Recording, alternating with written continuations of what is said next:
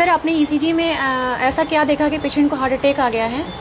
ECG में हमने क्या देखा और क्यों डायग्नोसिस बना दी कि हार्ट अटैक आया। ईसीजी पे ध्यान देते हैं।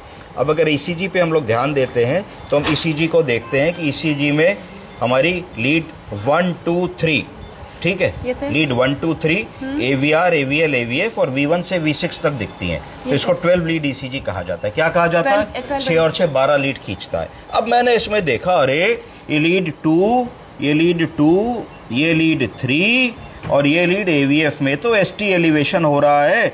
ST ऐसे करके घूम रहा है ना, ST एलिवेशन ये दिखा ST एलिवेशन, ये दिखा ST एलिवेशन लीड 2 में, लीड 3 में दिखा ST एलिवेशन और AVF में दिखा ST elevation.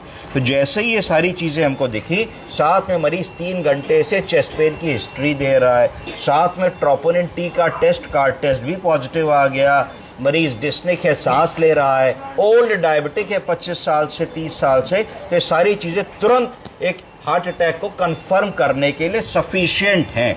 Symptoms in the patient, ST changes in the ECG, इसका मतलब है on going acute heart attack है, अभी क्यू वेव नहीं आई है। अभी अगर आप समय रहते मरीज को अगर एक ऐसी दवा लगा देंगे जो थक्के को डिसॉल्व कर देगा तो मरीज का हार्ट अटैक रुक जाएगा, हार्ट में डैमेज होना बच जाएगा। या उसको कैथ लैब की सुविधा है तो कैथ लैब में ले जा करके अगर आप उसकी एंजियोग्राफी करके एंजियोप्लास्टी कर देंगे तो भी ये बच जाएगा।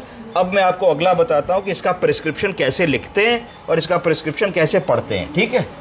अब ऐसे पेशेंट को जब हमने देखा तो हमने लिखा कि उसको मूल बीमारियां क्या क्या हैं। तो हमने लिखा भाई डायबिटीज़ है तो हमने लिख दिया follow through case of diabetes and blood pressure, कब से है ये भी लिख दिया। फिर हमने लिखा coronary artery disease presented with acute inferior wall MI। क्यों इंफीरियर वॉल? क्योंकि लीड 2 3 और AVF में चेंजेस हैं। तो लीड 2 और 3 और AVF इंफीरियर वॉल को दिखाता है। हमेशा समझे, हार्ट की सामने वाली सतह को एंटीरियर वॉल कहेंगे। क्या कहेंगे? Anterior wall. पीछे वाली को पोस्टीरियर वॉल कहेंगे, नीचे वाली को इंफीरियर वॉल कहेंगे और बीच वाली को लेटरल वॉल कहेंगे। तो जनरली 4 प्रकार के MI हो सकते हैं। कौन कौन से? Anterior wall, posterior wall, inferior wall, lateral wall.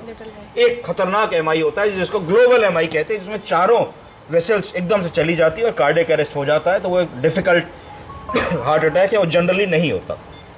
फिर हमने इको में देखा तो इको में देखा कि LV डिस्फंक्शन है, लेफ्ट वेंट्रिकल जिस तरीके से पिचकनी चाहिए और फूलनी चाहिए, जिसको कॉन्ट्रैक्टिबिलिटी कहते हैं, वो गड़बड़ होती चली जा रही। इजेक्शन फ्रैक्शन कम हो गया। नॉर्मली इजेक्शन फ्रैक्शन मरीज का 65% के आसपास होना चाहिए, 45% रिकॉर्ड हो रहा है, तो इजेक्शन फ्रैक्शन कम हो गया। उसके बाद हमने क्या देखा? ECG में हमने देखा कि लीड 2 3 AVF में ST